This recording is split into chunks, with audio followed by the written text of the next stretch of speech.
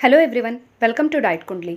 आज की इस वीडियो में मैं आपको ऐसे दो रेसिपीज़ बताऊंगी। ये दोनों रेसिपीज़ एक्चुअली बहुत ज़्यादा इनके अंदर विटामिन्स एंड मिनरल्स हैं जो कि हेल्प करता है हार्मोन्स को बैलेंस करने के लिए और एग की हेल्थ को भी इम्प्रूव करने में ये बहुत ज़्यादा इंपॉर्टेंट रोल प्ले करता है। As well as in recipes को आपको अपनी डाइट में हर दिन ऐड करना है। जो सबसे पहला रेसिपी है ये है आंवले का जूस। आंवले के जूस के अंदर बहुत ज़्यादा अमाउंट में विटामिन सी होता है और विटामिन सी ये एक वाटर सॉल्युबल एंटीऑक्सीडेंट है। ये काफ़ी ज़्यादा हेल्प करता है जो भी ऑक्सीडेशन प्रोसेस होता है ओवरीज के अंदर एग के ऊपर, उन ऑक्सीडेशन प्रोसेस को वो कम करता है। एज वेल एज जो ऑर्गन्स के अंदर जो भी ऑक्सीडेशन प्रोसेस होता है उसको भी ये कम करता है। और विटामिन सी जो है ये काफ़ी ज़्यादा हेल्प करता है एग की हेल्थ को इम्प्रूव करने के लिए। और हार्मोन्स को बैलेंस करने के लिए भी विटामिन सी का काफ़ी ज़्यादा इम्पॉर्टेंट रोल होता है। अभी मैं आपको बताती हूँ कि आंवले का जूस आपको कैसे लेना है। सबसे पहले मैं आपको ये बताती हूँ कि आंवले का जूस अगर आप घर पे फ्रेशली बनाएंगे तो बहुत ही अच्छा रहेगा। इसके लिए करना क्या है, आपको 3 से 4 आंवला लेना है, उसको बड़े बड़े पीस में कट कर लीजिए और मिक्सर के थ्रू आप उसको ग्राइंड करके फाइन पेस्ट बना लीजिए। उसमें आप चाहे तो थोड़ा सा वाटर यूज़ करिएगा ताकि उसकी कंसिस्टेंसी जो हो वो थोड़ी सी थिक हो। और उसके बाद आप उसे किसी भी पतले से हैंडकरचिफ में लेकर या फिर मिस्लिन क्लॉथ में लेकर आप जो भी उसका जूस है उसको स्ट्रेन कर लीजिए। और जो पल्प रहेगा उसे आप थ्रो मत करिए, उसका यूज़ आप सैलेड में ड्रेसिंग की तरह यूज़ कर सकते हैं या फिर सब्जियों के ऊपर स्प्रिंकल करके भी आप उसको ले सकते हैं। ये जो आंवले का जूस है इसका आप यूज़ एटलीस्ट 2 डेज़ आराम से कर सकते हैं।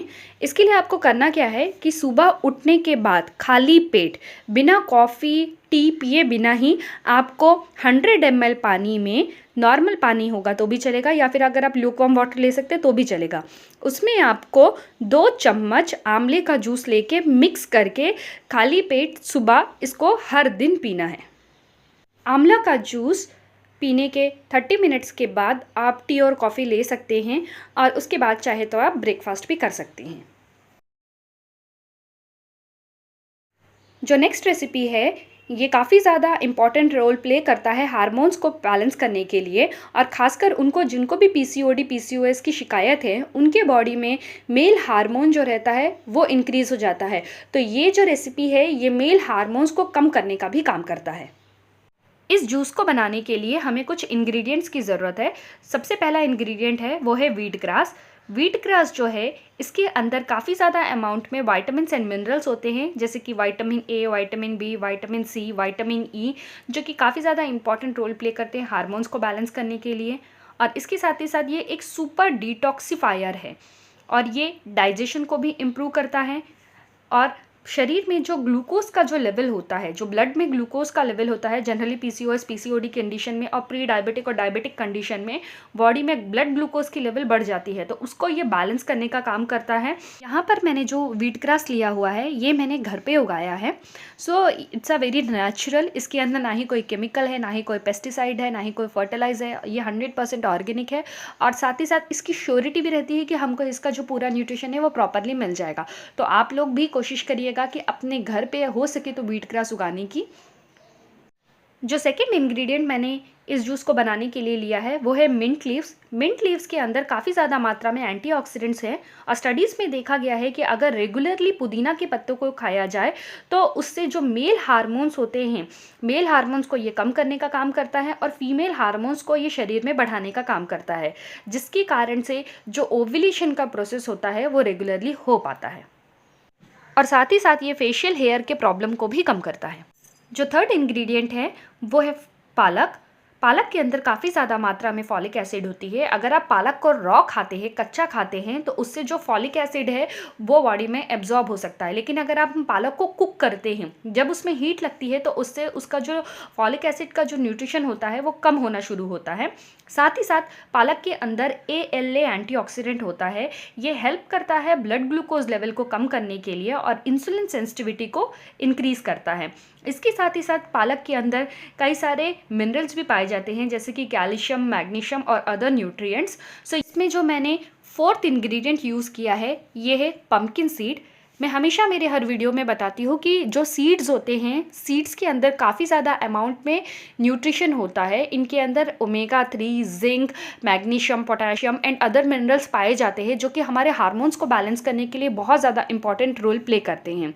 चूँकि मैं अभी मेरे मेंस्ट्रुअल साइकिल के फर्स्ट हाफ में हूँ, यानी मेरे पीरियड आने के बाद से लेके ओव्यूलेशन होने के पहले टाइम पीरियड में हूँ, तो इसलिए मैंने इस रेसिपी पे पम्पकिन सीड का यूज़ किया है।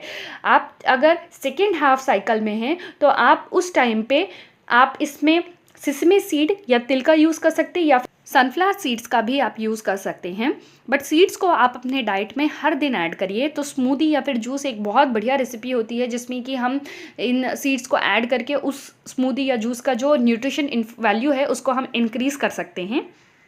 इसे बनाना बहुत ही ज़्यादा सिंपल है। इसे बनाने के लिए हमें चाहिए अप्रॉक्सीमेटली 1 कप ऑफ पालक, और साथ ही साथ हमें 15 से 20 पत्ते पुदीना के चाहिए, और थोड़े से अमाउंट में हमें वीट ग्रास चाहिए, जैसे कि आप इस वीडियो में देख रहे हैं। और साथ ही साथ मैंने यहाँ पे 1 टेबलस्पून पम्पकिन सीड का भी यूज़ किया हुआ है। तो सबसे पहले ग्राइंडर में हम थोड़ा पानी डालेंगे, फिर पम्पकिन सीड को डालेंगे। इसके बाद सारे जो लीफी वेजिटेबल्स है इसको अच्छे से वॉश करके हमको इसमें पुट करना है, और इसे ग्राइंडर की मदद से एकदम पतला सा फाइन सा लिक्विड बना देना है।